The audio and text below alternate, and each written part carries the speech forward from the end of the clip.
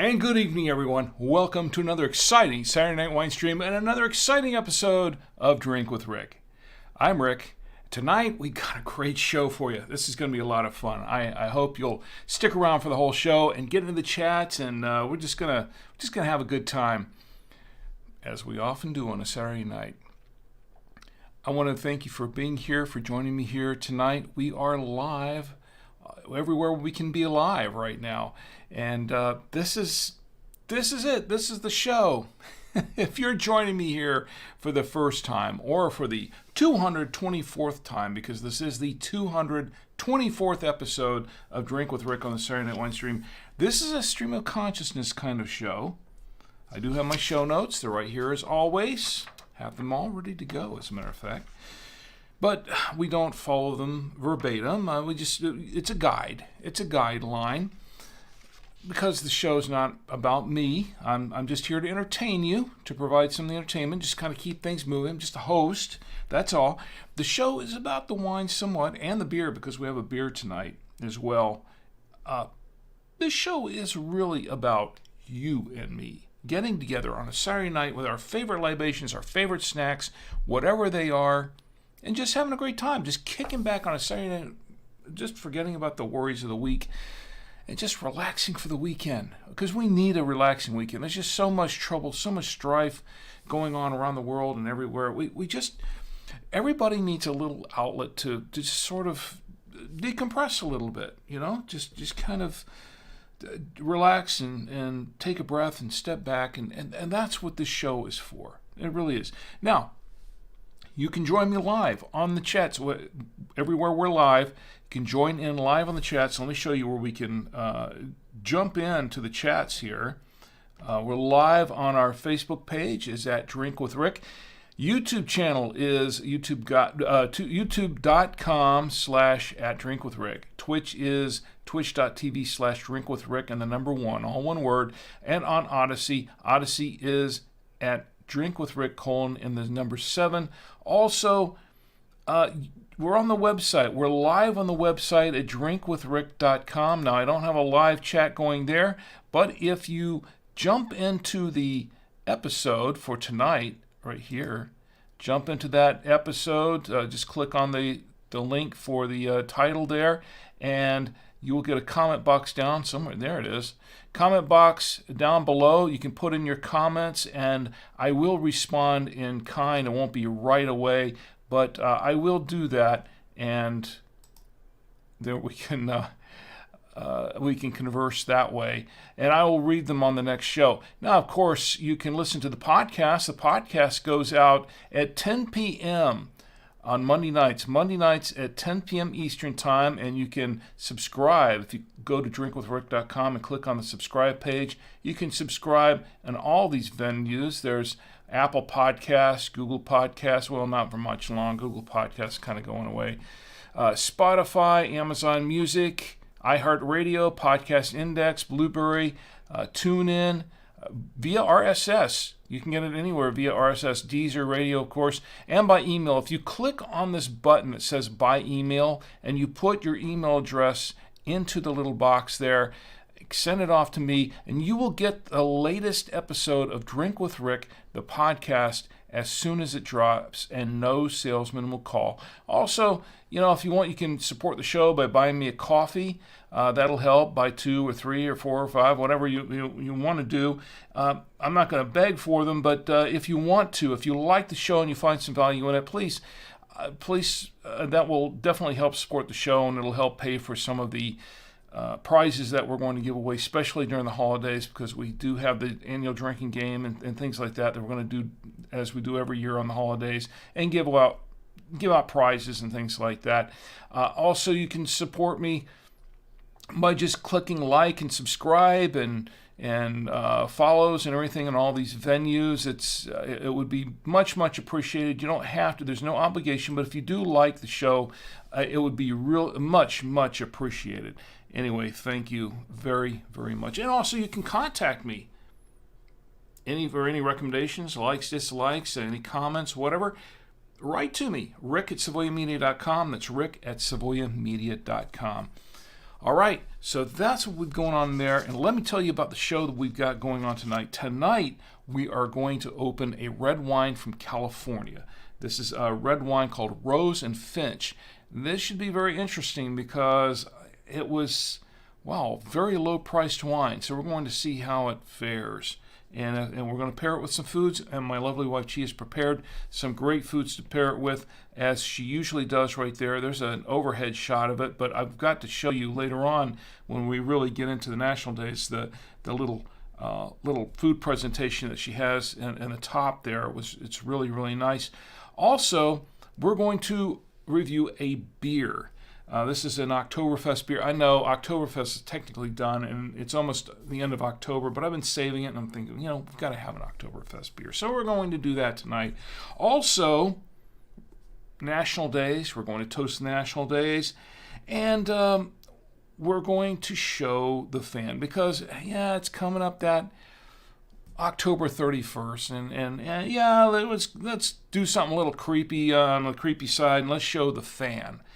So we're going to do that tonight. And cat jokes. Drop in your dad jokes, your cat jokes. I'll explain the whole cat joke thing as we go along, but I'm ready with those. I hope you are too. Drop in your favorite ones into the chat, and we'll read them off. Hey, by the way, we also have the weekly sci-fi trivia questions, so get ready for that. So we've got a jam-packed show here, so let's get moving. Let's get going on this show.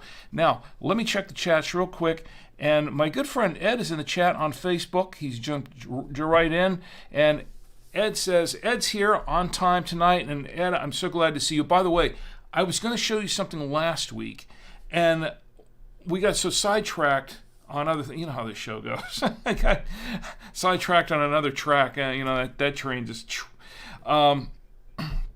Anyway, I was going to show you something, but I do have it tonight, so I can show it to you tonight. And I remind me so I don't forget. I don't forget tonight. Anyway, I'm sure you'll be interested in this. And let me see what else is going on in the chats. We've got folks watching us. Let's see, Twitch. We have folks in Twitch. Jump in the chat and say hi and tell me what you're drinking or not drinking, or would you like to be drinking, or you would like to see me drinking. And if I can find it locally and I can afford it, I'll see if I can buy a bottle of it and try it out and give it a fair and an honest review as well. Also, Odyssey, everything's looking good. Odyssey, we're there, and YouTube. So we've got folks watching across everywhere where we can live stream. And I'm looking for other venues to live stream on. So if you have any suggestions, drop them in the chat or whatever, or email me at rick@SavoyaMedia.com, and I will look into seeing if I can join the stream there as well. All right, so this is what we've got tonight. This is what we're going to be opening up. For starters, Rose and Finch. This is a red wine from California. Rose and Finch. So I'm going to read the back of it. This is the back of the wine, and this is what it says on the back. It says, Rose and Finch. At Rose and Finch Wines, we embrace nature's harmony and the rhythms that mark the changing seasons. The finch hopping from branch to branch, chirping a sweet melody. Oh, that conjures up a really nice picture there. The blooming petals of the rose fill the air with their fragrant bouquet. Okay. They herald the journey through a new wine growing season. With each glass of Rose and Finch, you can embrace the beauty and mystery of nature. Ooh. It's vinted and bottled by Rose and Finch Wines in Napa, California. So this is apparently a Napa Valley wine. And there is 13.0% ABV in this 750 milliliter bottle of wine. So that's what this wine is about. We're going to open up. As a matter of fact, let's open it up now because this is going to be such a busy show. And as I always tell my wife, I'm not going to go long tonight. And she goes, yeah. And this is going to be a short show. Yeah, right. Yeah. She gave up on that a long time ago. All right, so I've got this open. Oh, you know what? I didn't have to do that because this is one of those. There's some bottles. I don't know if you can see it. It's right here. This is one of those bottles that has the little tab that you can pull, and I wasn't paying attention. What can I say? All right, so I have my mechanical corkscrew handy. By the way, this is one of those artificial, those synthetic corks. So you know this is a real highbrow wine. That doesn't necessarily mean anything, okay? I'm just being funny. There we go. It's it's one of those synthetic corks. Anyway, let me set that aside for later. Excuse me, Bill. Roadkill Bill down there waiting for his turn. All right, I have the bottle open, and let me put the aerator in the bottle, and let's see if we have any displacement here. Hopefully not, but I do have something ready to wipe it up with in case we do. It's okay, it's in there, I guess, pretty good. And to hold the grape nectar, I have my genuine Galway Irish crystal glass given to me by my employers at BuyToWayRadios.com. I'm going to pour a little bit of wine into this glass. For starters, okay, we've got the wine going. And how's your week going, by the way? I hope, or the weekend, I should say. I hope the week was very good. Also, to hold the glass that I have the grape nectar in, I have my genuine official Drink with Rick coaster, which is one of the worst for wear. All right, so let's get a little swirl going, and let me get a little not squirrel, Bill. I said swirl. Let's get some swirl music going here, and there we go. More cowbell. There we go. Nice swirl. More cowbell.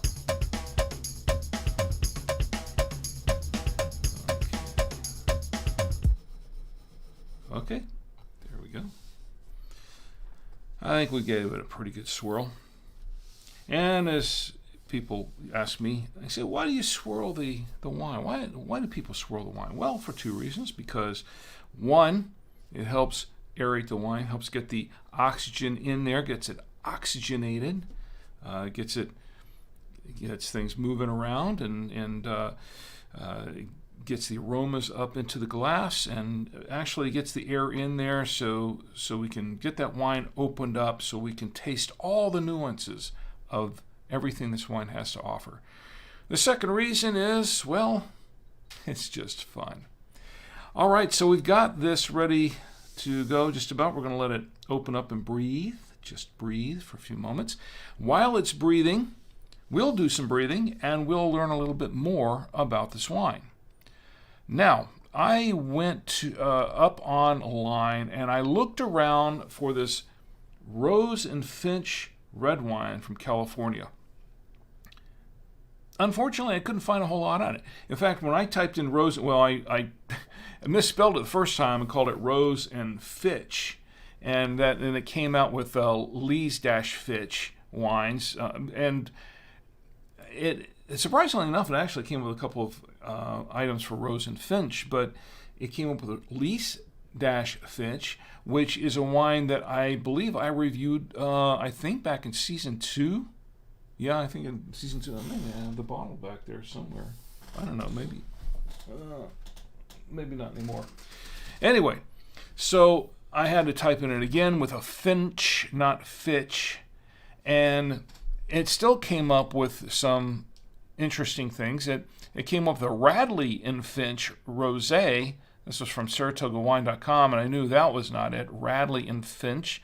So a lot of Finches around here, but I did find some information on it. Of course, one item that I did find came from Trader Joe's own website, because I did buy this wine from Trader Joe's, and this is a 2021 vintage. I did purchase it at Trader Joe's, and there was a little bit of information on it, talking about elegant tannins and acidity and flavors of ripe plum and balanced oak, and subtle hints of mocha and vanilla on the finish. This is what it's talking about here. I'm reading this from Trader Joe's website. I found it, believe it or not, I found it on Vivino too.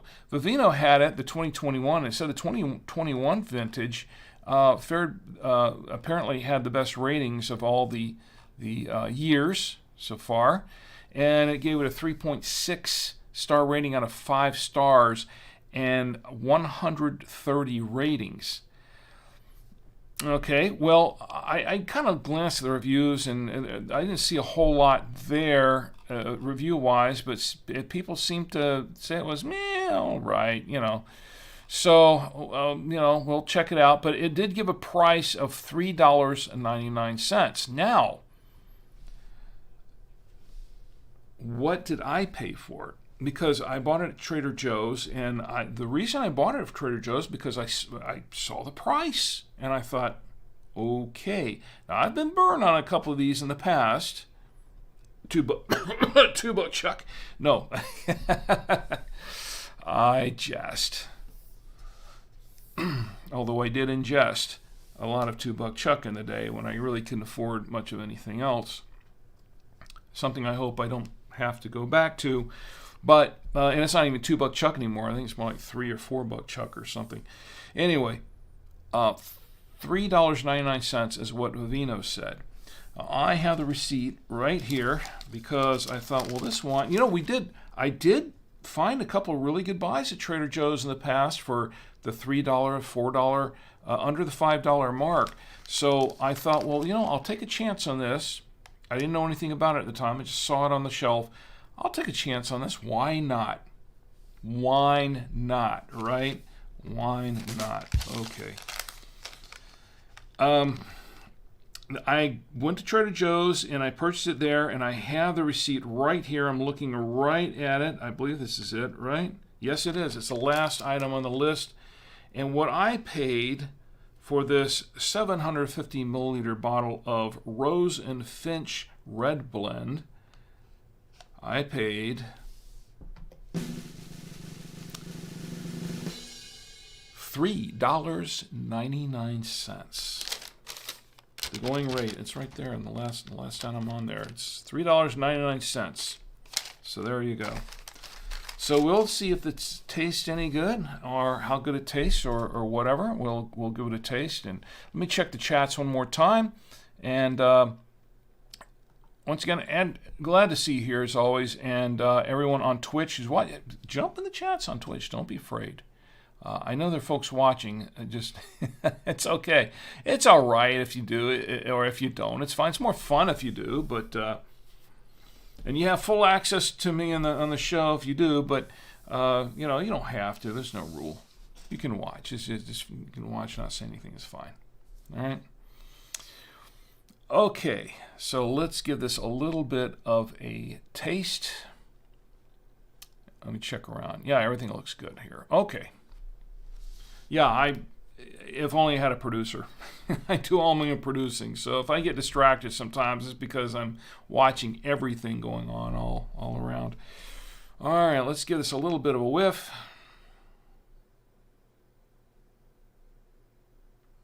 Smells like a lot of blackberry in there. Now, what did this thing say? It said, blossoming petals of the rose. Yeah, I don't know if I'm smelling any of that. I am smelling a lot of blackberry. So we'll see. Give it a taste.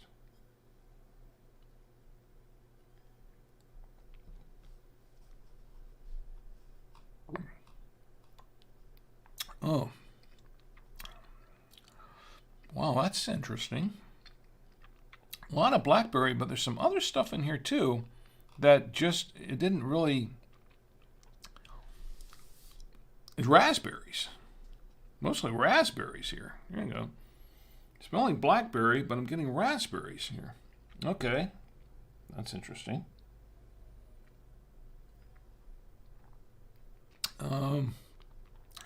Somebody said plum. I'm not tasting plum so far. Raspberries. And yeah, a little bit of chocolate. A little bit. It might go well with this, but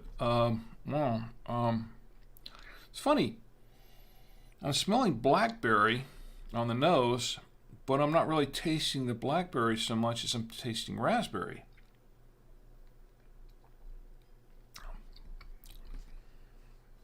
A little mix of blackberry and raspberry. Still not getting any plum.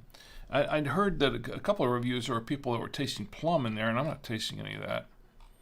Actually, looking on the Trader Joe's site, they were talking about all kinds of stuff here. Ripe cherries and juicy berries. Well, yeah, I'm getting the berries, and I guess they're a little bit juicy. It's not jammy or anything too much. It's all right, but flavors of ripe plum and balanced oak. A little bit oaky. Yeah, it's a little bit oak. Maybe that's what the other thing I'm tasting. A little mocha. Actually, yeah, it's a little. Now I think about it, it's a little bit more like mocha. Okay, all right. I can go with that. This is it's kind of medium balance. It's medium bodied. It's a medium bodied, medium kind of a ruby color, and it's the medium tannin. It's actually fairly smooth, really.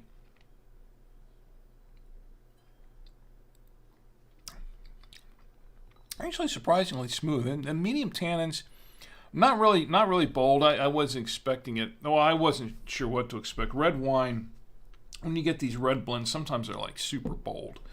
And this is not like that at all. It's kind of a medium balanced, and yeah, there's a little bit of acidity in there, but it's not, and it's kind of not much. It's all right. I mean, I think that Trader Joe's thing said there was a bit of acidity in it, but is that what it said? Yeah, somewhere. I know I saw that here somewhere, but anyway, it's not.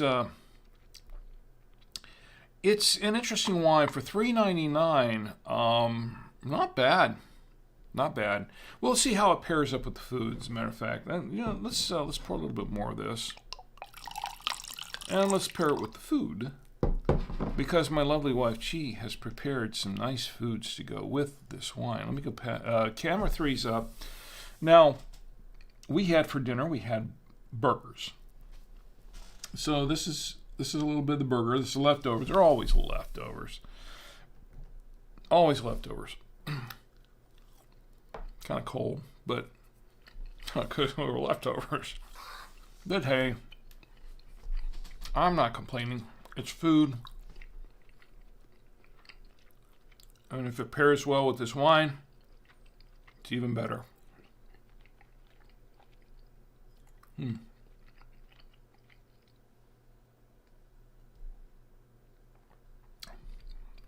Oh.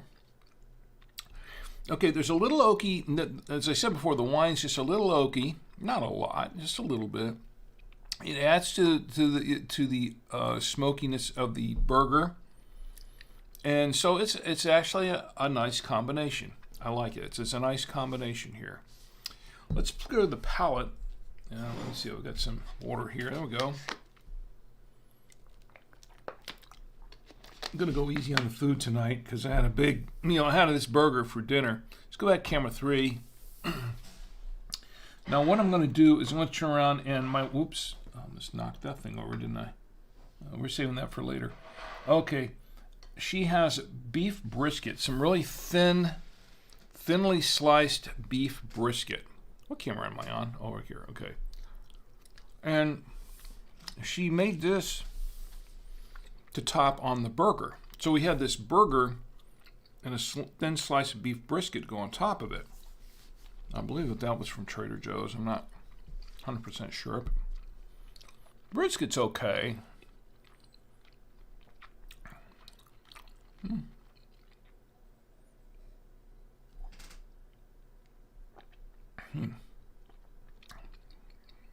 All right, well, that was interesting. Not bad, not bad. I think it pairs pretty well with the meats overall. It's okay. I mean, nothing to write home about, but it's okay. Not bad. Yeah, let's clear the palate once more. Go back to camera 3. And here we are with the cheese. Now this is the, if I'm not mistaken, this looks like, yes it is. It is the unexpected cheddar with parm. So it has cheddar and Parmesan cheese in it. This should be okay. So I think I should go with some nice white cheeses. This probably goes fine with pasta too, actually.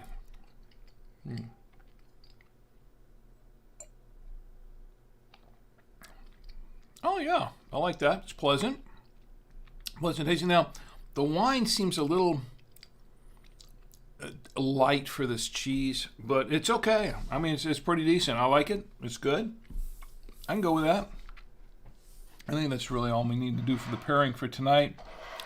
But I think that's not bad. So overall, this wine I think pairs pretty well with the burger. It's okay with that. I think it's really more this brisket than the wine. I think if I had a better...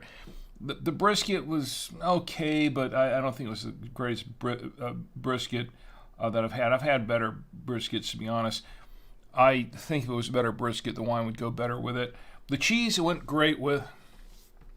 I'm good with that. So overall, it's a decent pairing, and so far, it's a decent wine. It's not a bad wine. And for $3.99, actually, yeah, I'd probably buy another bottle of this. Of course, we'll see how it goes as we get down into the bottle, because as I said so many times, you really don't know the personality of a wine until you get down into the bottle. We may do that a little bit tonight, but we do have a beer to taste too, so I have to watch myself on that.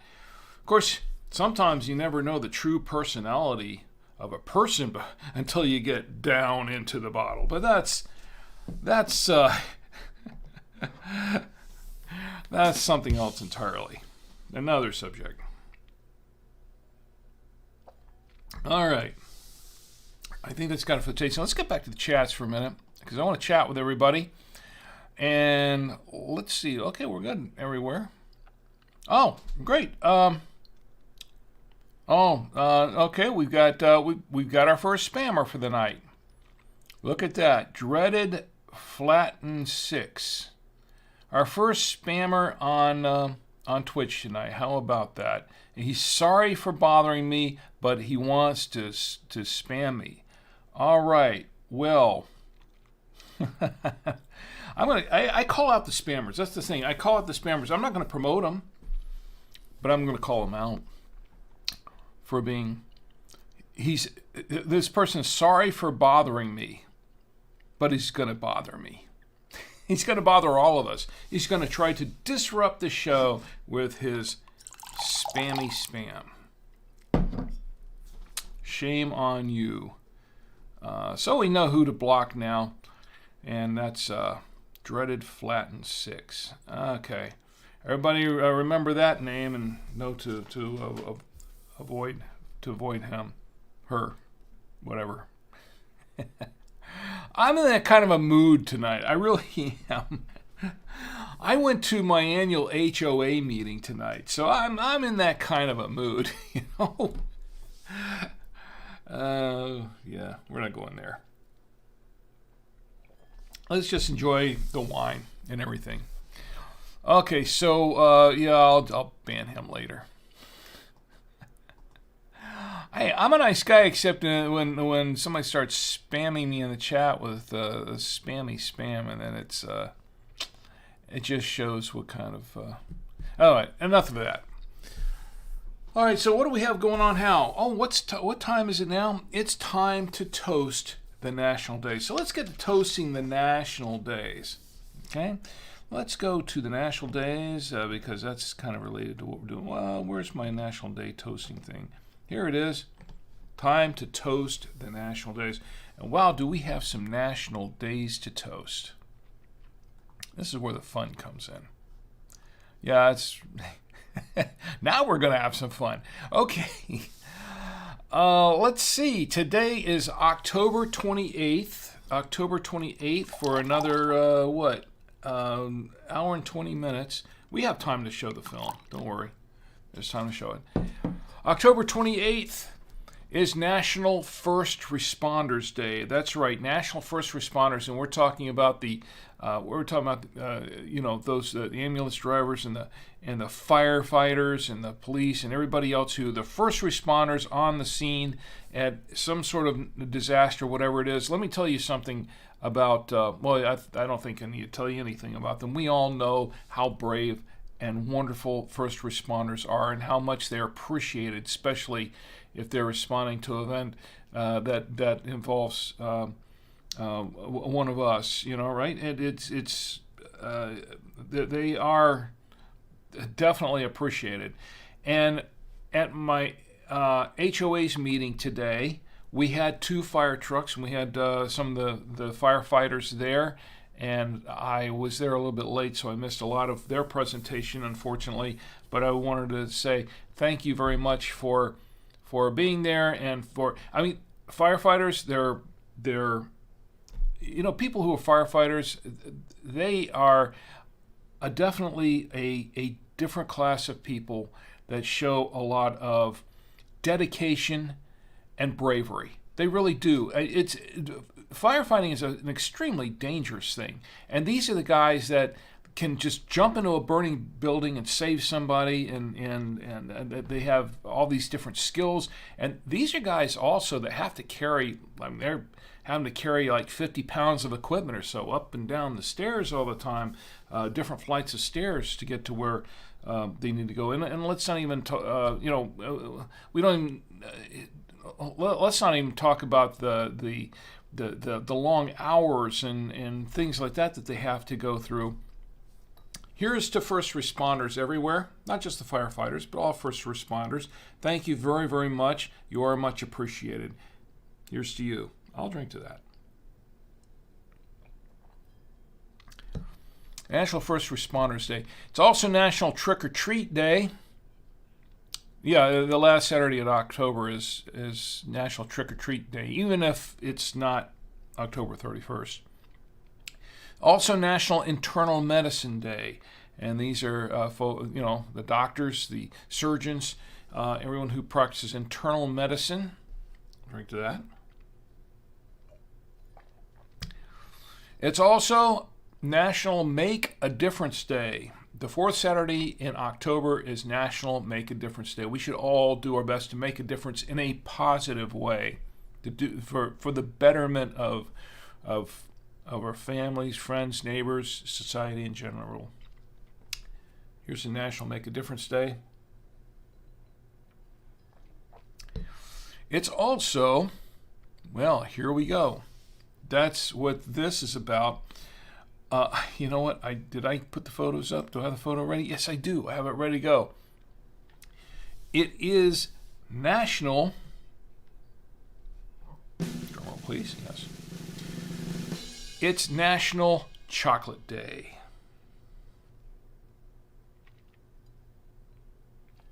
I just drank to that because I love chocolate. Who doesn't love chocolate? National Chocolate Day. And in honor of to celebrate National Chocolate Day, my lovely wife Chi prepared this little presentation. That's what we've got. That you see the overhead shot. That's what this is. Right here, this overhead shot, right here. I want to knock it off the plate. But this is what she did. This is the photo of, this is looking head on. This is a chocolate, as I understand what she explained to me, was that it is a chocolate bouquet. This is a chocolate bouquet. And in this chocolate bouquet, if you look, it's mostly made of chocolate. She said it's made of chocolate, but I don't think it's 100% made of chocolate. She has a lot of chocolate in there. And she has, it looks like she has a couple of grapes in there and some strawberries and looks like an orange rind and some, really a lot of stuff. She has mint in there, some mint from her own garden. And in the bottom of it, that's filling it all up, in the bottom, she has chocolate chips. So that is this is for National Chocolate Day. And for my lovely wife, Chi, I want to give her a nice round of applause because that's just amazing, isn't it? National Chocolate Day. So we're going to try a little bit of that. Yes, she has a few things in here that. Let me go to camera 3 for just a second. There we go. We're going to take this and we're going to try to be very careful with it. But this is on camera 2. This is it. We have the strawberries, and there's chocolate coming out of here, and the grapes, and there's chocolate chips in the grapes. There's a lot of chocolate in here. She has this, whatever this is, and she has the chocolate chips down here, and the mint, and she has this right here. Now this is very interesting. This, I had one of these already. This is looks like I think it's a cherry. I know it's a strawberry. It's very interesting. I've got to show you this because I want to eat it. But this is some. I think she got it at Sam's Club. Let's see if I can get it. It's kind of like eating a malted milk ball, but the outer layer, like the inner layer inside, is a strawberry. And then there's a layer of white chocolate, and then there's an outer layer of dark chocolate. I bet it goes good with this wine. Oh, yeah. Yep. That's rich. Whoops. I just lost another chocolatey thing, whatever it was. Wow, there's a lot of chocolate in there. All right, well, I'll save that for later. After the show, maybe. Maybe during the film. We'll see. I got to go easy on this stuff. Anyway, so that's what that is. So, we're back to the national days. Here's the National Chocolate Day. I will drink to that.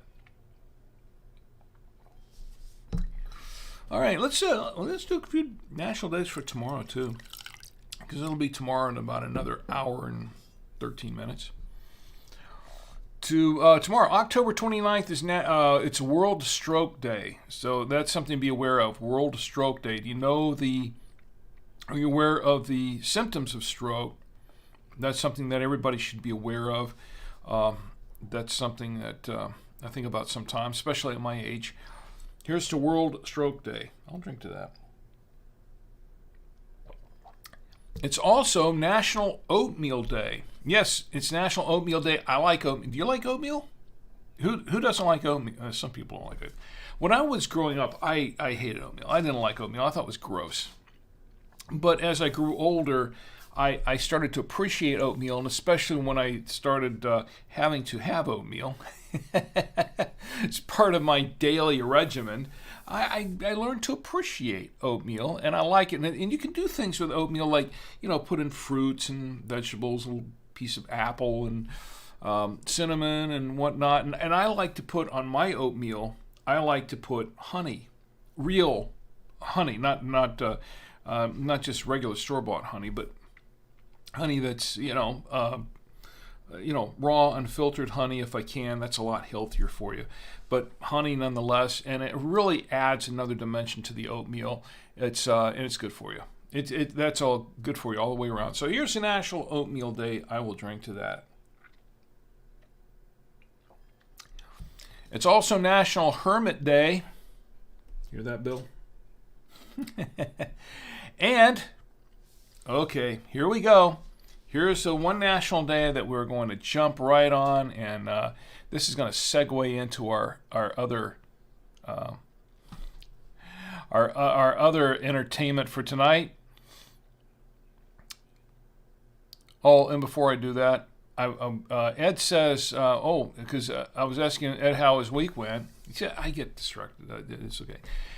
Ed says, my week included a murder mystery tour based on Clue, not exactly an escape room. Poison was the cause of death, and we warned Mr. Body not to drink the wine because we were suspicious.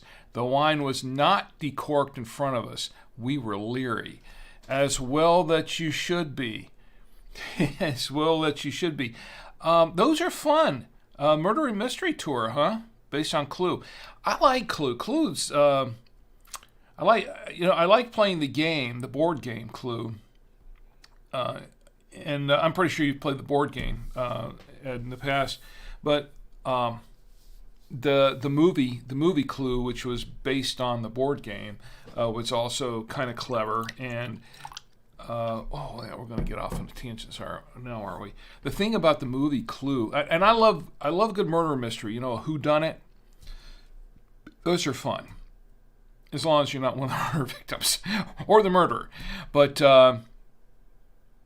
there was, I think the movie, they shot like 3 or 4 different endings for the movie. And when the movie was released, they released it in various theaters with the different endings.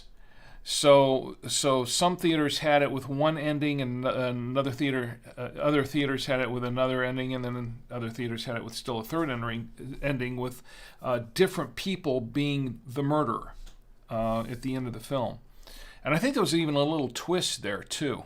But that was I've seen the movie a couple of times in a fun movie.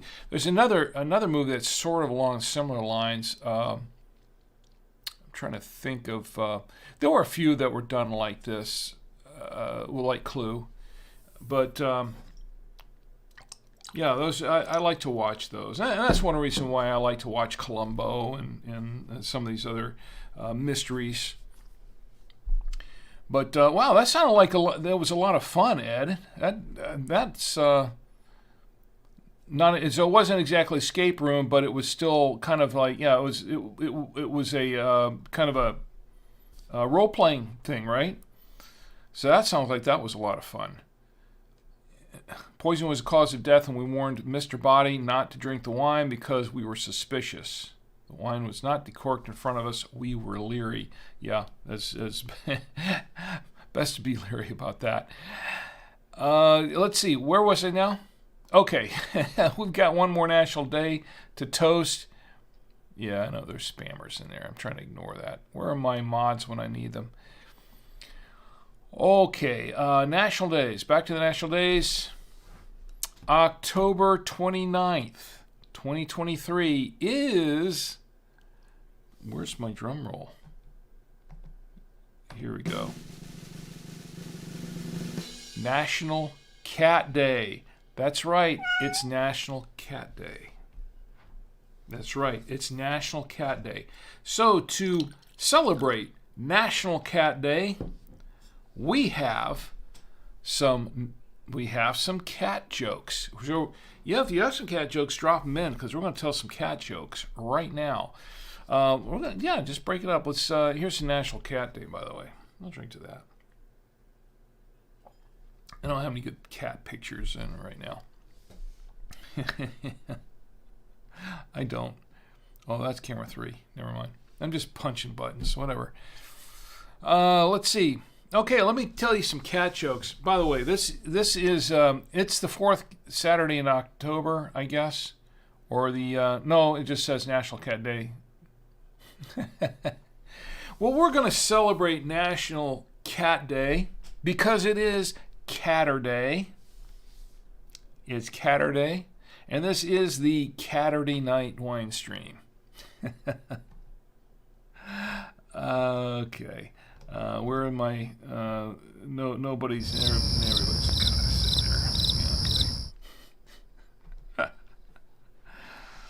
So, it's Catterday Night Winestream. It's Catterday. Or we could call it Cat Turd Day. Yeah. Oh, great. Whatever. All right, so here's some cat jokes. I'm going to tell you some cat jokes, if that's okay. But put your cat jokes in there if you have any. I've got some cat jokes. Where do cats go for vacation? Where do cats go for vacation? Meowie. Like Maui, but meowie. Yeah, okay, whatever.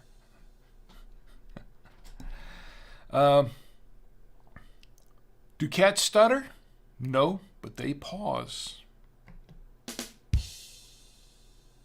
That didn't deserve a rim shot. Some of these are really, really bad, by the way, and I picked them off the internet, so because I didn't have any really good ones myself. Okay, I did do the Catterty one, but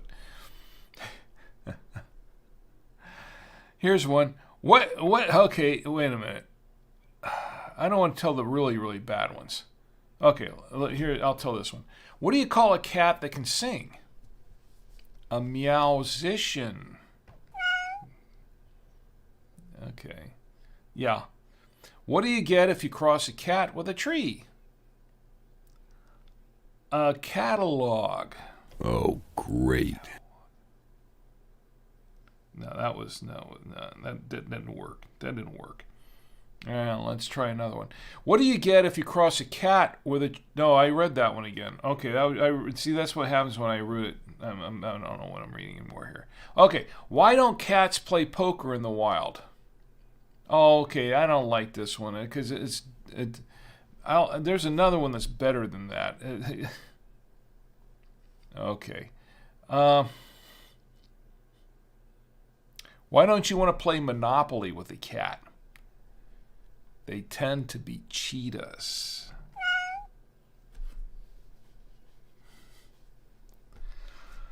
All right.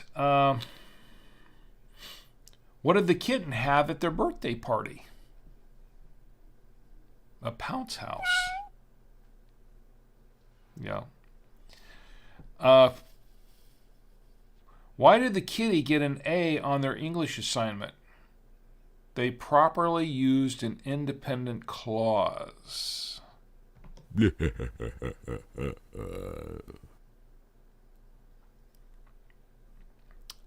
wasn't that funny. What?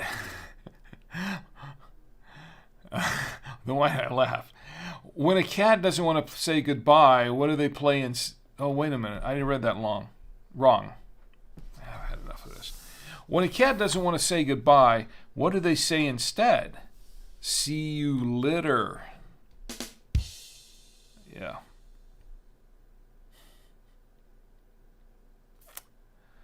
I'm going to do a couple more of these because it's unless somebody else has a better one. Ed says, or a lead pipe. Oh, I didn't read. I missed that one. I'm sorry, Ed. Ed says, poison is not a wrench, a revolver, a rope, a knife, a wrench, or a candlestick. Really sort of a foul with regard to traditional clue or a lead pipe. Yeah. Yeah, come to think of it, I don't... Poison was one of them in the original Clue, wasn't it? Maybe it wasn't. No, well, yeah, I thought maybe... It's been a while since I've played the game or seen the movie, so I don't really remember. Interesting. I don't know. I have to play the game again, or I have to watch the movie again one of these days. The movie, there were some aspects of the movie that were kind of, yeah. I mean, it was a fun movie. I wouldn't say it was exactly like the game, but it was. I think they tried to be pretty close to it, at least the way I played it. All right, we got time for a couple more, right? Okay, then we'll show this film. What else we got on the list? Oh yeah. All right, I want to make sure I get the film in here and the beer. I'm gonna do the beer. A couple more cat jokes. How did the mom cat know she was pregnant? Her test was positive. I don't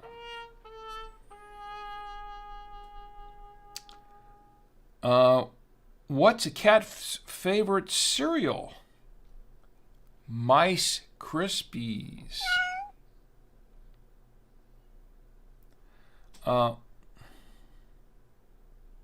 What color do kittens love the most?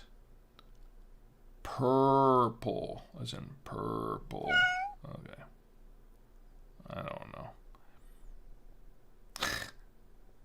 What does the cat say after making a joke? Just kitten.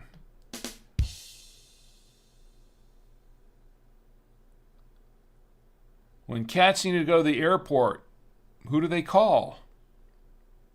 A tabby. You know, cabby, tabby, yeah, whatever. Okay. Why did the cat have to go to an accountant? They got caught up in a pyramid scheme.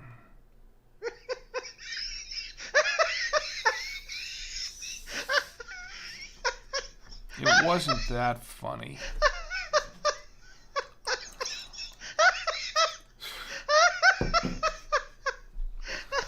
Oh, boy.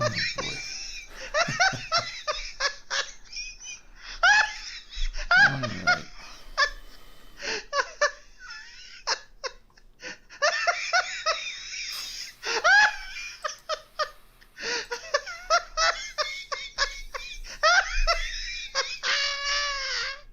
Somebody was really amused. All right, I think that'll do it for the cat jokes. Once again, this is what we're drinking. We're drinking the... Oh, that's not what we're drinking yet, but this is what we're going to be drinking. This is what we're drinking.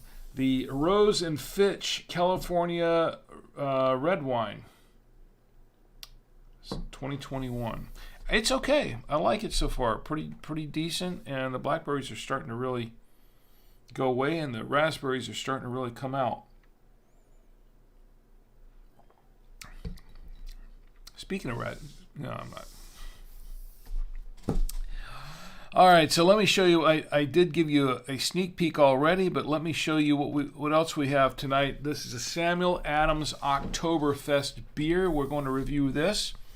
In fact, let's review this right now because, you know, time's a-wasting.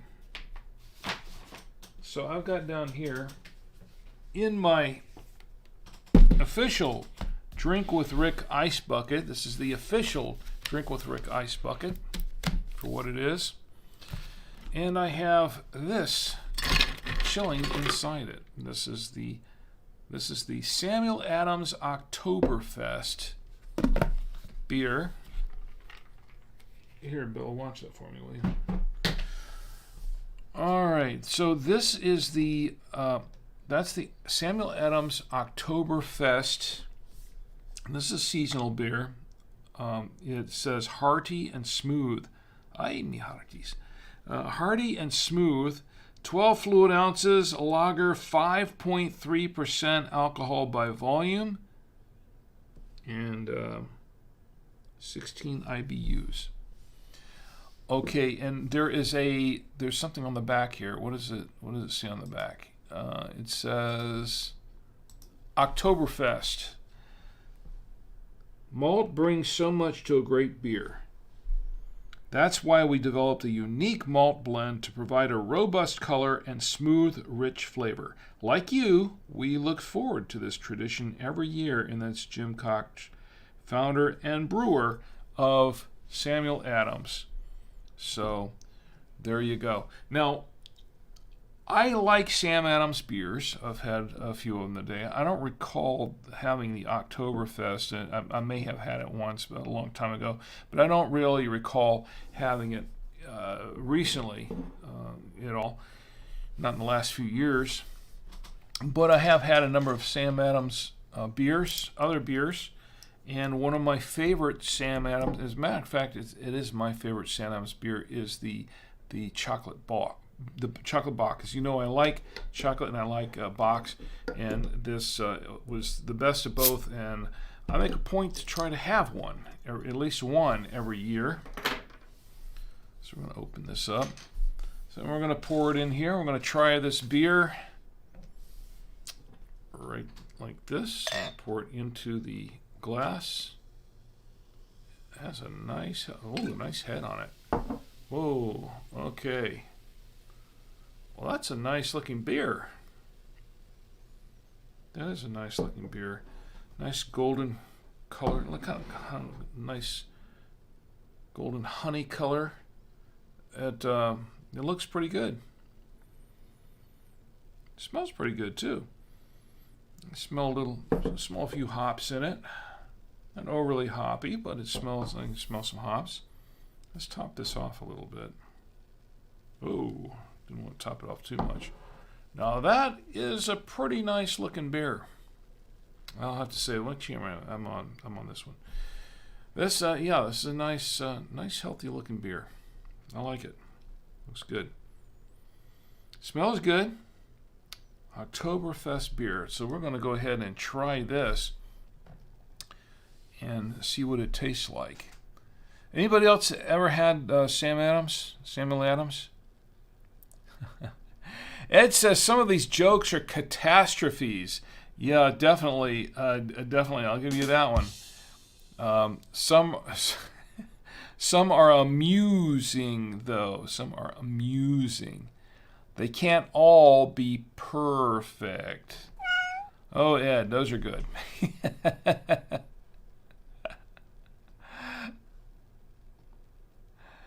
And I think my spammer scared off in Twitch, scared off some of the Twitch people in the chat. All right, let me just go ahead and give this beer a try.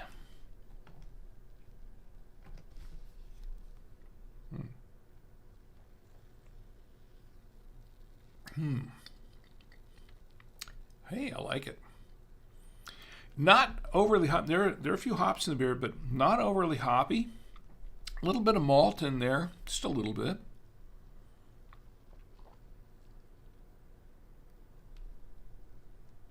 Well, a little peppery, actually. This beer tastes, it has a little peppery taste in there, but I like it. Yeah, it tastes a little bit of pepper, like black pepper. But I like it. Very tasty, smooth. It's fairly smooth, easy drinking.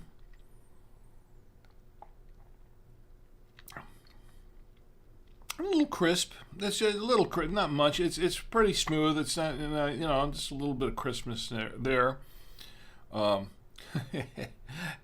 Crispness comes but once a beer. No. Yeah, I know.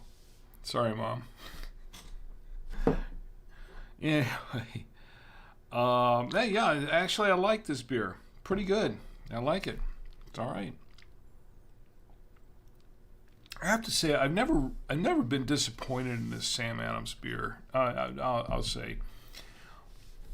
I mean, I really prefer a lot of the craft beers and a lot of the flavored craft beers and a lot of the beers that are more malty and more of the dark beers. But this is a lager and it's pretty good. I like it. Oktoberfest. I may have gotten the last one of these. I don't know. I picked it up at Trader Joe's. As a matter of fact, I forgot. That's one thing I forgot to do. Forgot to tell you what I paid for it. Went to Trader Joe's and picked this up there. Sam Adams Seasonal. That's what this is. I paid for this bottle, this 12-ounce bottle of beer. I paid $1.84. I paid $1.84, and it's right there. Is it better if I put it on this other camera? Here. Okay. $1.84 for the Sam Adams beer at Trader Joe's. Not bad. It's actually a pretty decent beer. I like it.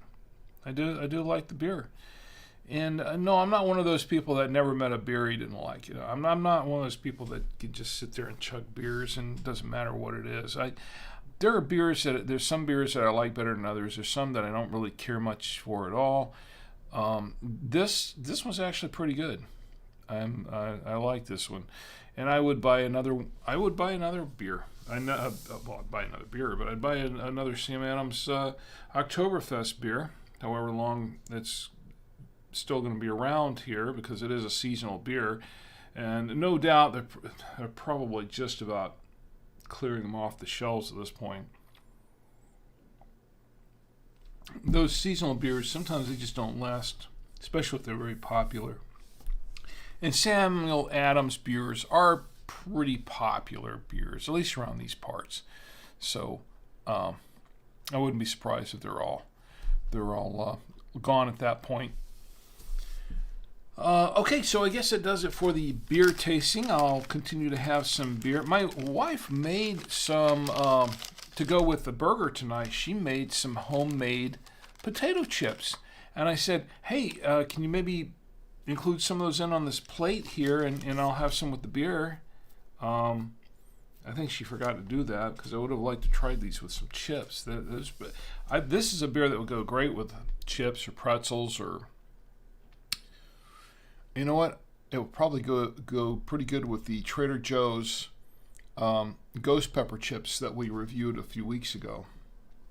And I have to admit, I'm really addicted to those chips, and I shouldn't be. I've been trying to stay off them because my doctor. I told my doctor I would, but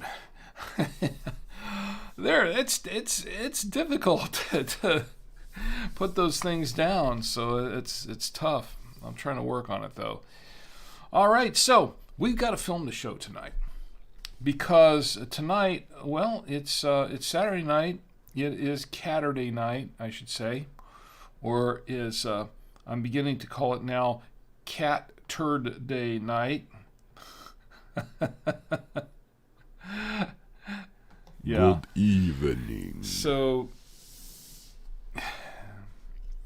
because it is Catterday night, and because it is the last Saturday night in October, whatever that means, I'm going to show tonight's film. Tonight's film is, we've shown it before. This is a comedy horror film called The Fan.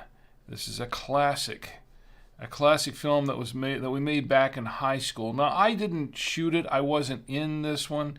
I was the editor on the film. That's basically mostly what my contribution was. But it is a classic for those who remember the film and have seen it. So I'm going to go ahead and show it now. And let me get that set up. Okay, I think we're all set up. No, that's not it. What am I doing here? That's the wrong film. Here is the right film. There we go.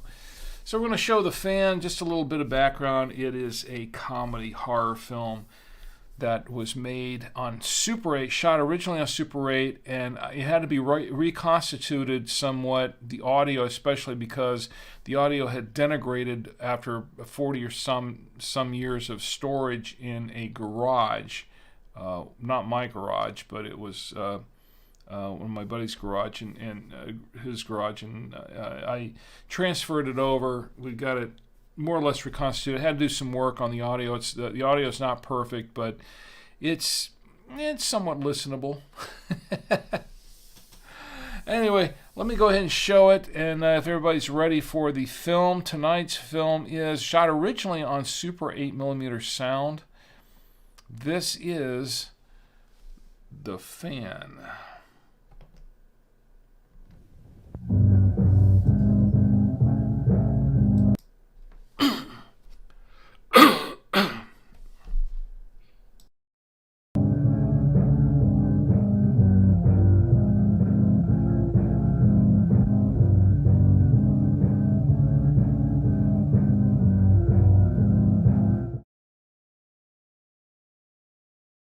Sorry, I had a little technical glitch there. Let's go ahead and start that again. False start. Let's start off. Here is The Fan. My apologies. I had a technical glitch here. So I'm going to start it from the very beginning. Here is The Fan.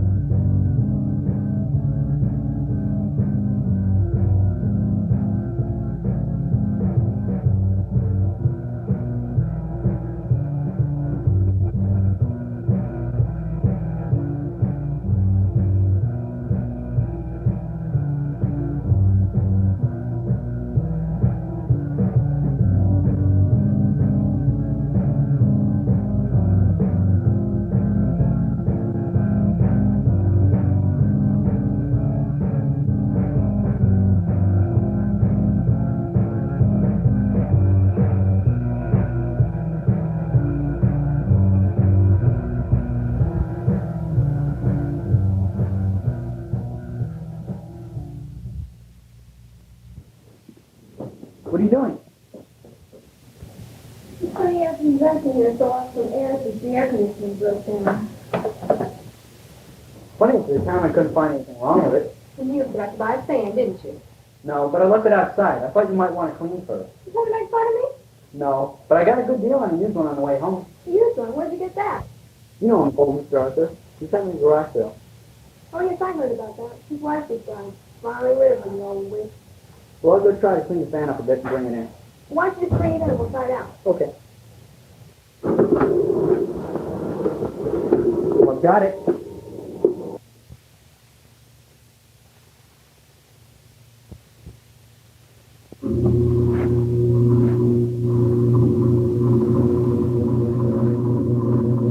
Wow, that needs some oil. Chip, it's a good old fan. They don't make them like that anymore. Besides, the best broth is always the hottest. That's strange. I've never heard you use that phrase before. My grandmother used it all the time, but she's dead now. Well, don't get upset at me. Get the oil. I don't know where it is. You used it last. No, I didn't. You did. I'm sure you left it in the garage. Well, shut up, fan, and I'll go get it.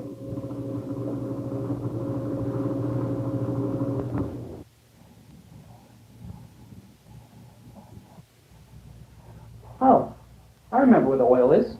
I'll go get it. Oh, yes, I'm sorry. I did put the oil there last week. I don't know what got into me.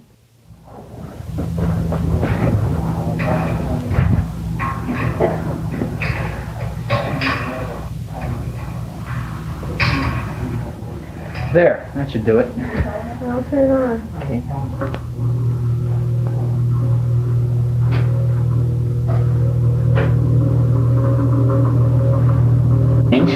It's making a lot of noise, but yet I've oiled it just right. It should work better now.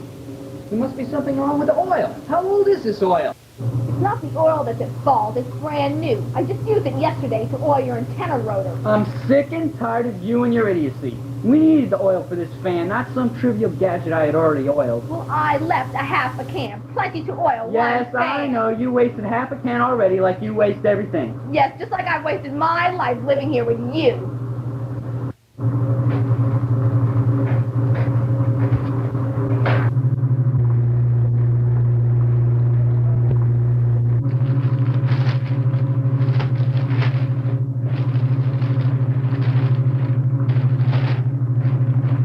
That darn fan is not even pointing me any blowing papers.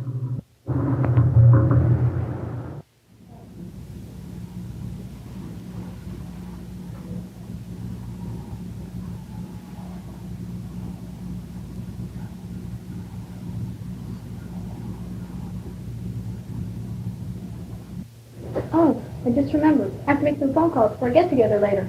That'll be a lot of fun. I sure am glad we have this fan. At least it won't be so hot. Yeah, I guess so. Well, I'm sure we'll have a nice time. Yes, we do.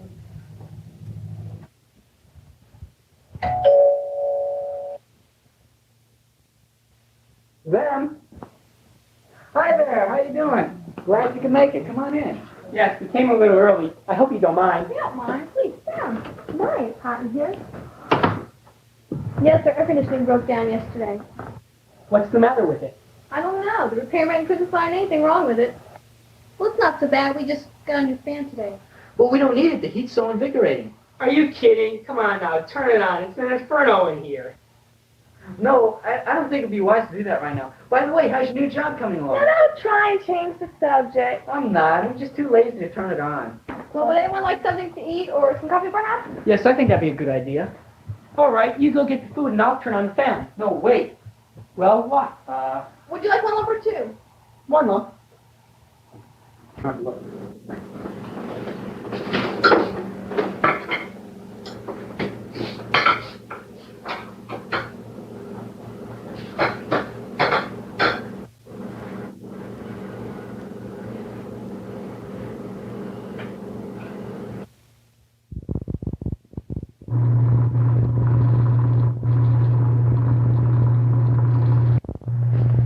Now, isn't that better? The heat was bewitching.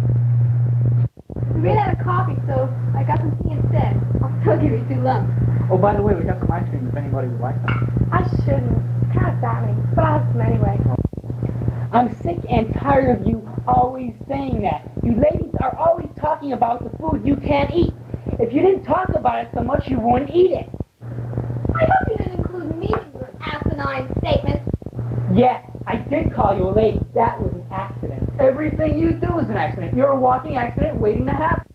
Yeah, like you accidentally crashed my party last week. That was just a joke. Well, my boss was over for your little joke. You were probably buttering him up for a raise. You're always trying to live above your head.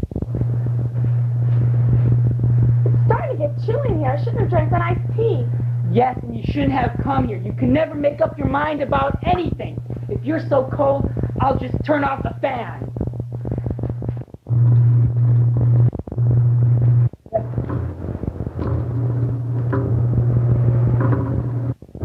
What's the matter? It won't go off! I'll get the sledgehammer. You mean the one you borrowed and never gave back? Try this.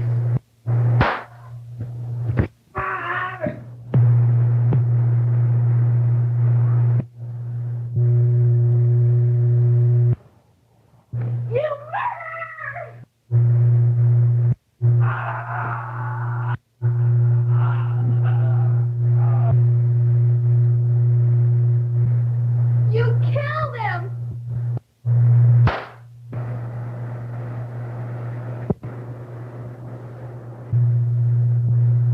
The fan!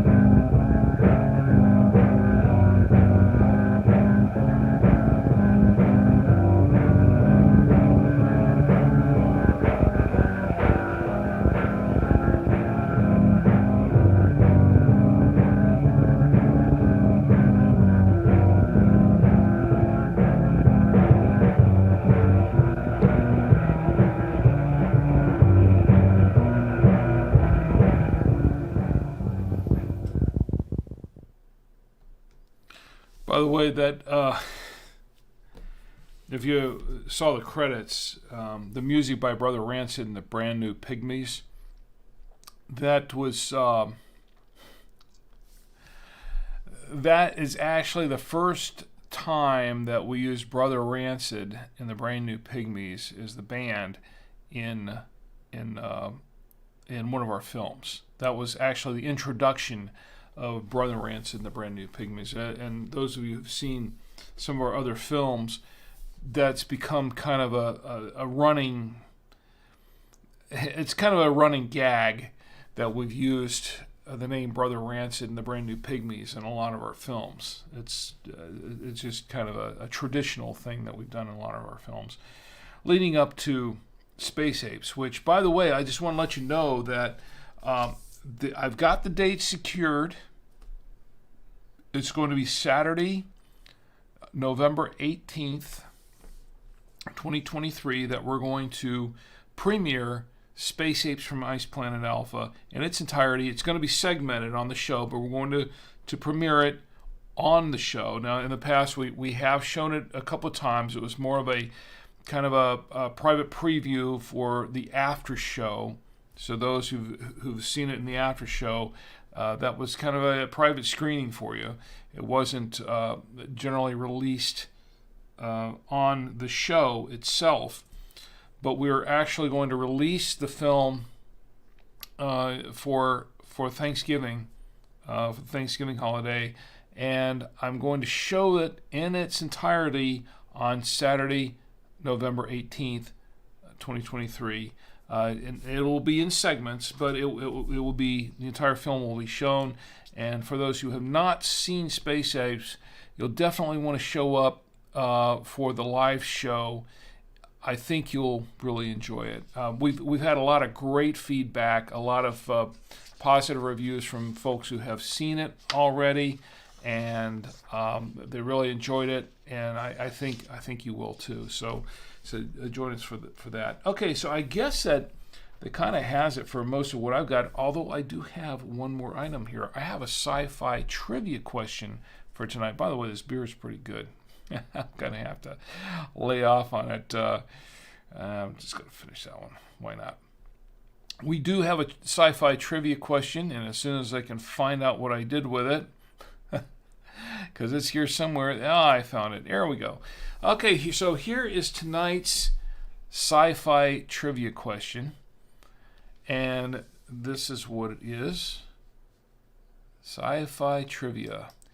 Tonight's sci-fi trivia question is, what crime-infested city was depicted in the movie RoboCop?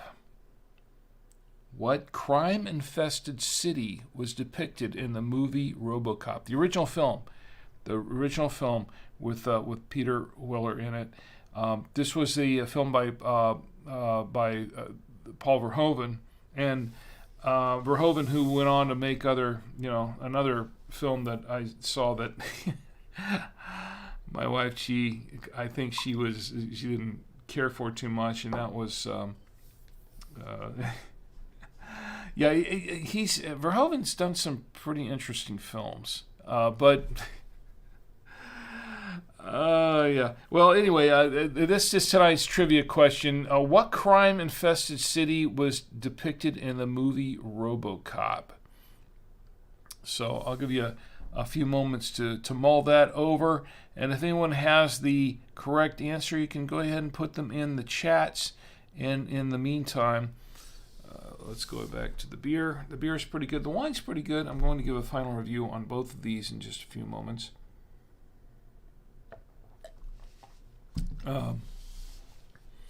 So let me see what I did clean up the chat and Twitch during the film.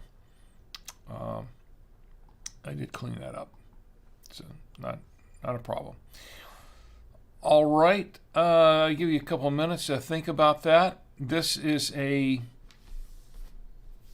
don't think this is a hard question. RoboCop, now known as a classic film, and crime-infested city was depicted in the movie RoboCop. I think Ed has it. Oh, wait. Ed says, remember a beer can that you had to buy? Generic. A white can. The only thing printed on it was a single word. Beer. You know what? I do recall that. I completely forgot about that. But yeah, there was a beer. It was a long time ago. It's funny you remember that. I completely forgot about that. A beer that it was a generic beer. It was just in a plain white can, and it just said beer on it. Yeah, I do remember that. Oh, by the way, speaking of which, I'm glad you reminded me, because you reminded me of something else. Ed, I've got something for you. My good friend Ed and I go way back, and as I mentioned before, there are a number of things, a couple of projects we worked on together, and one of these, there was a point in time where I was interested in doing an animated film. This was before Disney had done their version of it, but I always thought it would be kind of a cool thing to do an animated film on Hercules.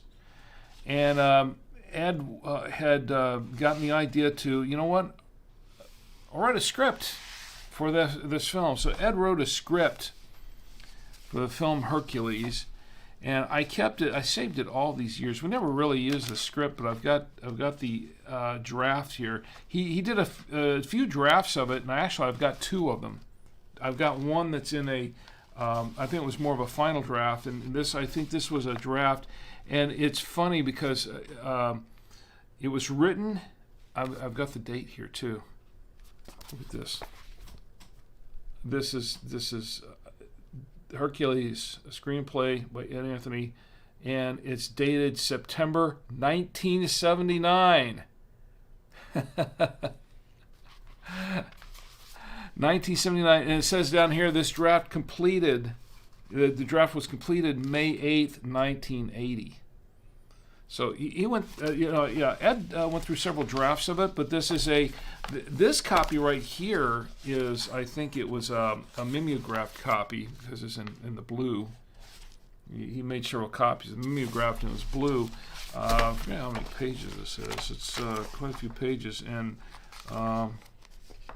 61 pages. Okay, and I read it. And it was entertaining. It was very entertaining, and I thought, this would be great to make an animated film of.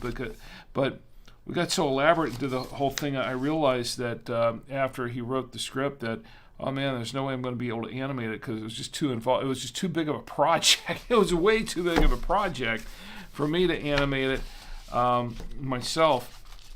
But I have another draft of this. I have I think a later draft that's in like a plastic binder here too, and that's across the studio. It's on the other side of the studio, or it's actually on the other side of this monitor here in the studio.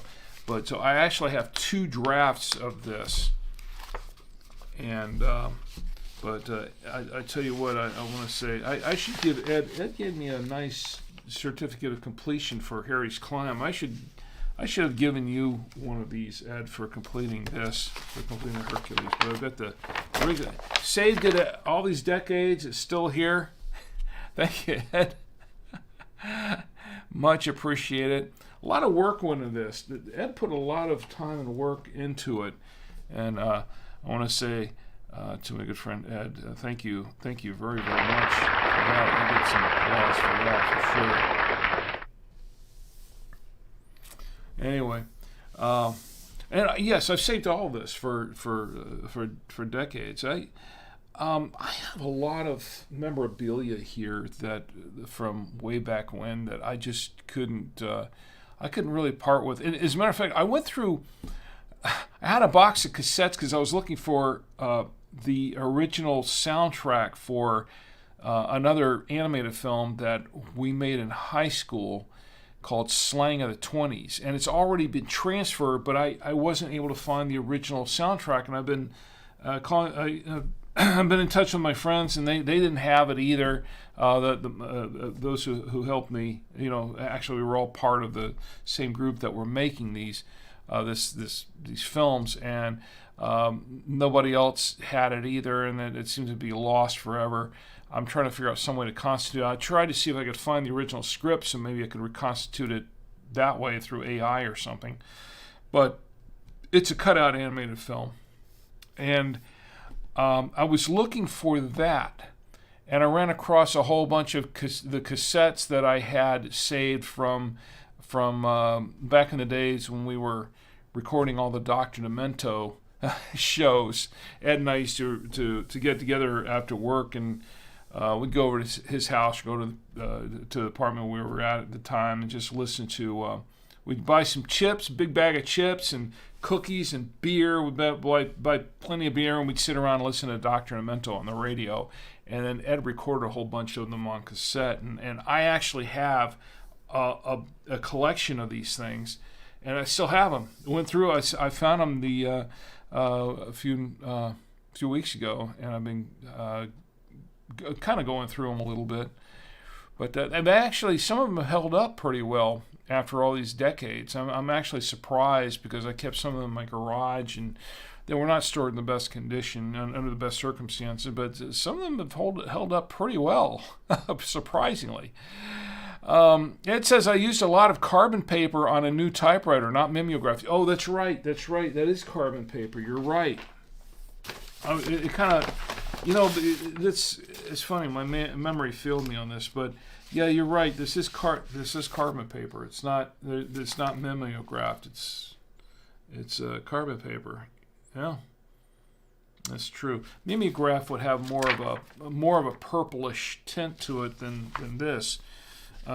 It's interesting because after being in storage for decades and decades, it's not easy to read, but it's still readable. It's still readable.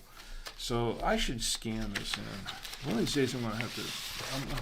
One of these days I'm gonna try to scan this in so we don't lose it, because it's a good thing to have for posterity. If I can manage to scan these in soon, I'll. And just in case you don't have it, I'll send you a copy of it if I get these things scanned in, and that way you have it for posterity. It says you have more drafts than I can put my hands on. I don't know how I wound up with all the drafts, but I've got two of them actually, So really cool stuff. Anyway, I think that's pretty much got it for the show tonight, right? I think I think I hit every boom, everything that was on my list here for tonight. Oh, the sci-fi, right, we start off, I got a tangent tonight. Okay, so, whoops, that's another round of applause for Ed. All right, so I need a producer one of these days, I don't know. All right, let me go back to the trivia game. I got way off on a tangent here. Okay, so what crime-infested city was depicted in the movie RoboCop? And we're talking about the film with Peter Weller in it and Nancy Allen. She played his partner, and if you remember how the movie went. And then there was Ed. Speaking of Ed, there was a robot called Ed 209. And Ed 209 was... probably, they made some scary robots. I remember in Saturn III. Saturn III. That was the movie with Farrah Fawcett and who else was in there? There were a few people in there, big names. It's funny as Farrah Fawcett comes to mind first, but it was Farrah Fawcett and it was. I'll think of it in a second. I can see his face. I just can't think of his name offhand.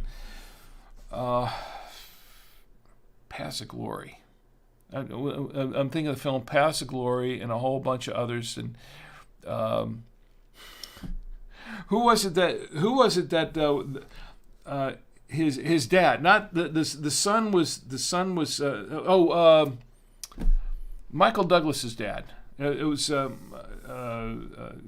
Kirk Douglas. Okay, so it was Kirk Douglas and Farrah Fawcett that was in this science fiction film, and they were on this space station or ship or something that was way out in space, and they picked up this kind of hitchhiking guy that was kind of a creepy guy, and he had this robot that he programmed in to do nefarious things and take over the ship and whatever. And that robot, to me, wasn't that creepy. It wasn't that scary. It was just, it was one of those robots gone awry, that kind of thing. And even the robot in, there have been a few scary robots out there. Even the robot in the Black Hole, the Maximilian, the robot that was Maximilian with the big red eyes and, kind of like the big red slit there for eyes, and just it looked really intimidating, very intimidating robot. And even he didn't seem that dangerous or creepy to me in the film. But the one robot that always creeped me out, that I thought was always the most intimidating, scary-looking robot, was Ed 209 in RoboCop. There was just something really, really intimidating about that robot. Of course, he had like these big guns for arms and everything like that. I mean, it was built to just shoot people up rather than just act as a robotic cop, right? A very intimidating robot. But anyway, I digress. Let's go back to the sci-fi trivia question. What crime-infested city was depicted in the movie RoboCop? Anybody have the answer? And my sister Gina's in the chat. It's great to see you, Gina. And Gina says, I missed the wine-related part.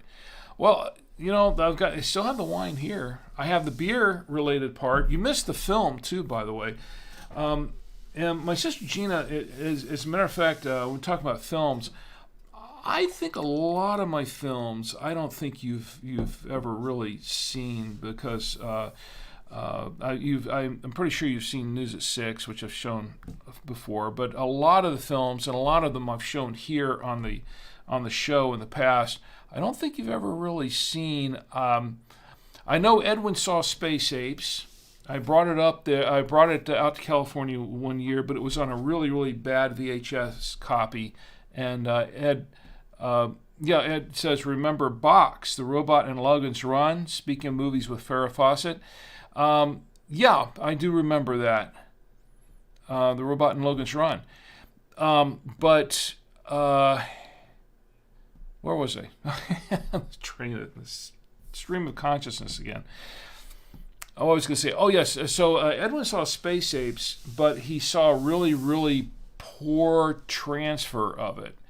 That was back right after I finished the film. We finished the film in 1992, and it's it's been stored up for 31 years. Finally got around to transferring over. Did a complete restoration on it. And Gina, if you can, I would love it if you could be here on the 18th of November, because I am going to show, as I mentioned earlier in the show, I am going to show Space Apes from Ice Planet Alpha in its entirety. This is the one and only feature film that we made back in 1992, and on Super 8. And we're going to show it in its entirety, but in segments during the show. And I have shown it twice on the after show on Drink with Rick on the Saturday Night Wine Stream, so only a few people have seen it. But everyone who's seen it has given it some really great reviews. I've had folks I've shown it in private showings to other people in the last few weeks, and they all give it some really great reviews, and they think it's a really funny film, and it drives home the points. But we're going to show it in its entirety November 18th, just before the holidays, in that show there. So it would be great if you can be there for that.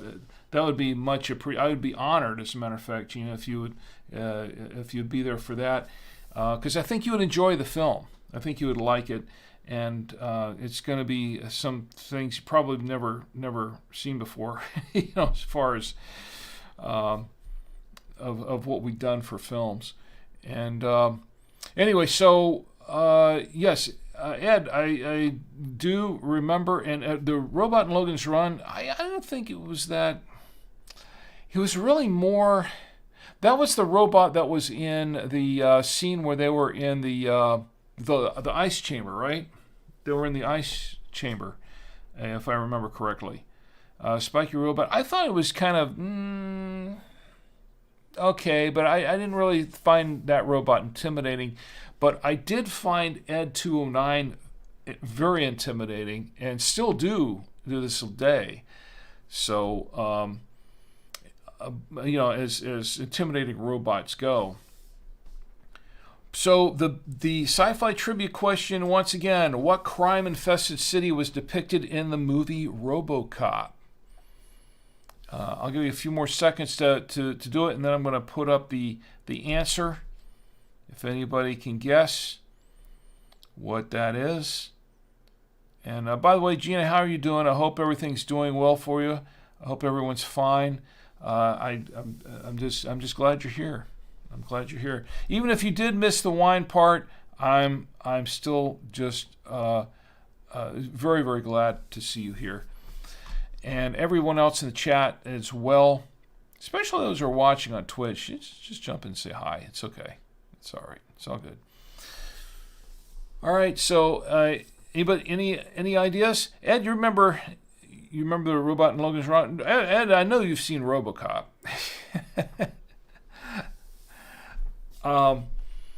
But I have really been on a sci-fi kick lately. I'm sorry, I left that up there for a long time. I've been really on a sci-fi kick lately, rewatching a lot of old 50s sci-fi movies. And because that's one of my favorite things, watching sci-fi films from the 50s and the 60s. And I saw, I want to go back and see When Worlds Collide again. That was another classic. But I edited a lot of these. When I worked in television, when I worked for Channel 35 especially, I spent a lot of my time editing a lot of those films for television and putting in the commercial breaks and editing out stuff for time and things like that. And I really kind of miss that aspect of it because there was just something comforting. I'm getting older now, and it's like watching shows like Firefly and shows like Farscape and things like that, and those are all newer shows and classic stuff, and especially the shows that only lasted a season or two, like Firefly did. And Farscape got to see 5-6 seasons, I guess. But some of these other shows, sci-fi shows that I really got hooked on, that they canceled after a season or two. I think, I go back and watch those things still again, and I'm thinking, it'd be cool to. I've heard that they were talking about reviving, doing a reboot on Firefly. There's no more beer in here, and they were talking about it. I don't know if it's ever going to really happen. Anyway, so back to the original. Where is it? I lost my place on this again. That's what happens when you don't have a producer. That's not it. Where's my trivia question? Okay, last chance. What crime-infested city was depicted in the movie RoboCop? Ed says a co-ed back in the day went to college and demanded to be enrolled in a double major, ancient Egyptian emperors and plumbing. She heard that the guys really went for Farrah Fawcett majors. Oh boy.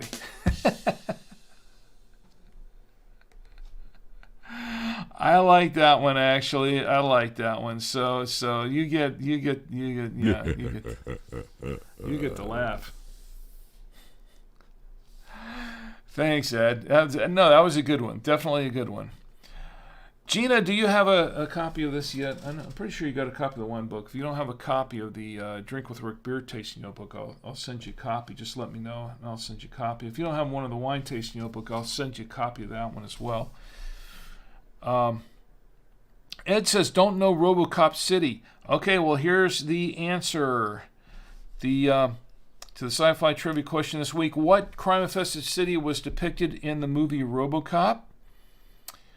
It is Detroit. None other than Detroit.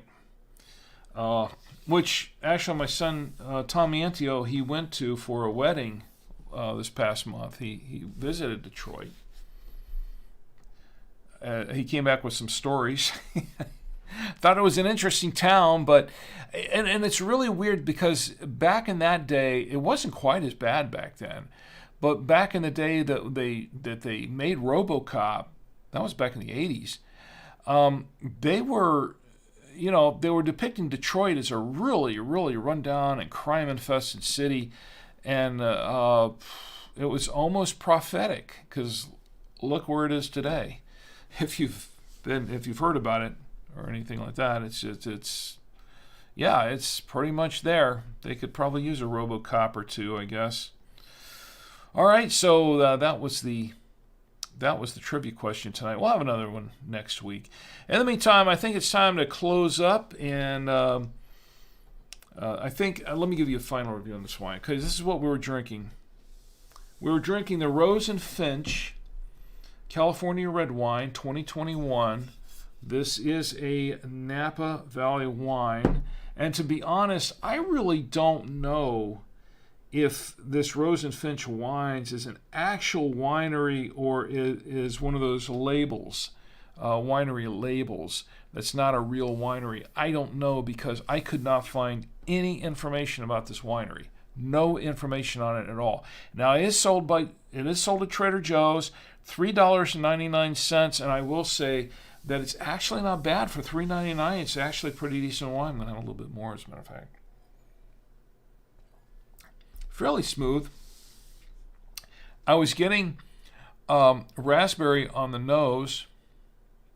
No, I'm sorry, I was getting blackberry on the nose in the beginning, but I'm getting really more raspberry in the taste. A little hint of blackberry, but mostly raspberry in the taste. It's a little bit oaky, not much. Medium tannin. It's medium acidity, medium kind of everything. It's kind of fruity, but it's not really fruity. Not jammy or anything like that. Kind of just, once again, medium everything. Fairly smooth, medium tannin. It's just overall, I think it's not a bad wine for $3.99. It's I shouldn't be really surprised, because I've found some pretty good deals at Trader Joe's for around the $3 to $5 mark for a budget wine. There were a few of them, and we've reviewed several of them on the show in the past. Not bad. It went great with the burger. It went well with the burger that we had here on the plate, all leftovers, of course, and the cheese. This is the Trader Joe's. This is from Trader Joe's. This is the unexpected cheddar with parm.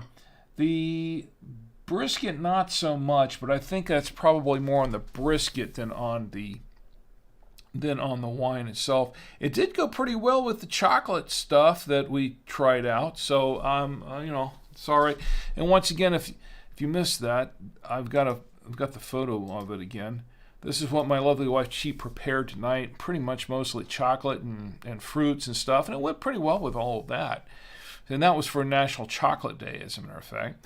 Now, when we're talking about the beer, I would say the wine, yeah, not a bad buy. I'd say it's worth $3.99, definitely. It's not a bad wine at all. It's definitely worth the $3.99. So go pick it up. I don't know if I'd pay like $10 or something for it, but it's actually not bad for $4. It's, Okay, so for the beer was the Samuel Adams Octoberfest, and I like Sam Adams beers. As a general rule, the chocolate Bock is a favorite of mine, and we're getting towards that season again where Sam Adams puts out that annual chocolate Bock. So I'm looking forward to seeing if I can find it. Although they generally don't sell it singly, they usually sell it in their seasonal holiday pack. So you have to buy a dozen bottles of them to get 1 or 2 bottles of the chocolate Bock. But this one, the Oktoberfest wine, they do sell singly, and this is also available at Trader Joe's. $1.85 or $1.89, I think is what it was. Nice smooth beer. Nice healthy head on the beer that's retained over a long period of time. Peppery. It's a little bit peppery, black pepper. But it's actually a pretty nice drinking beer, and I recommend that as well. And I do like Sam Adams beers anyway, so that's pretty good. All right, so those are my final reviews on the wine and beer, and we're going to do a review of another coffee, I think, in the next week or so. Ed says, "Did you talk about cheese decoration on the tasting plate?" Yes, I did. I did. That was, should I bring it up and mention it again? This is her decoration. She always does a great presentation, by the way. But this one was chocolate. It had, for National Chocolate Day that we toasted, and this one had grapes with a chocolate center in it, and she had the strawberries with chocolate in that, and then she had this chocolate, I don't know what this thing was. There's something with strawberries in it. It was actually quite good. And I tried it with the wine. And then there are chocolate chips down in the bottom of the vase there. It's supposed to be a chocolate bouquet is what it is. She did a fabulous job on it, as she always does. And I need to give Chi another round of applause because she really earns that every week. Ed says next week coffee. Yes, I think so. I think we're going to do a coffee next week. Got that wound up. We've got the official Drink with Rick coffee maker down here, and we'll probably we're going to do another wine, but we're going to do something a little bit different on that respect. I'll surprise you. I'll surprise you with that. Okay, I think it's time to wrap it up. I want to thank everybody for being here with me tonight. I want to thank my good friend Ed. I want to thank Gina. I want to thank my lovely wife, Chi, who's done so much for me in here. Everybody who's watching on Twitch and on Odyssey and on YouTube. Thank you for being here with me tonight. I really, really appreciate each and every one of you. And right now, it's time for me to bring out my good friend, the official mascot of Drink with Rick on the Saturday Night Wine Stream. It's time to bring out, you know who I'm talking about, Roadkill Bill. Yes, it's Roadkill Bill, and Roadkill Bill, I haven't given him an applause for that, but there you go. But for Roadkill Bill, Bill has a special message for all of us. And the message is, please do not drink and drive. And I say this in all seriousness. I make a lot of fun on the show. It's Catterday night. The Catterday night wine stream. It's Cat Turd Day. Look, I make a lot of fun on the show. But in all seriousness, I say this. Please do not drink and drive. Drink in the comfort of your home, your apartment, your hotel room, your dwelling, wherever you are. Don't drink and drive, please. If you have to go somewhere, if you absolutely have to go somewhere, call an Uber, call Lyft, call a cab, call a friend who hasn't been drinking and who has a valid driver's license, and who can drive you home safely. Someone you trust. Other than that, just stay put. Please just stay where you are. It's just much safer that way. Don't put yourself in danger. Don't put others at risk. Please do not drink and drive. And don't text and drive either, because that's also very dangerous. And I saw someone on the way to work this week. I saw someone else texting and driving. Look at their cell phone instead of driving, doing 70 miles an hour or better on the highway. And I had to steer very, very clear from them. So that makes me nervous. Please don't text and drive either. Because I want you to have a great week. But most of all, I want you to have a safe week. So you can join me here again next week on the Saturday Night Wine Stream. And we can all get together and drink with Rick. Good night.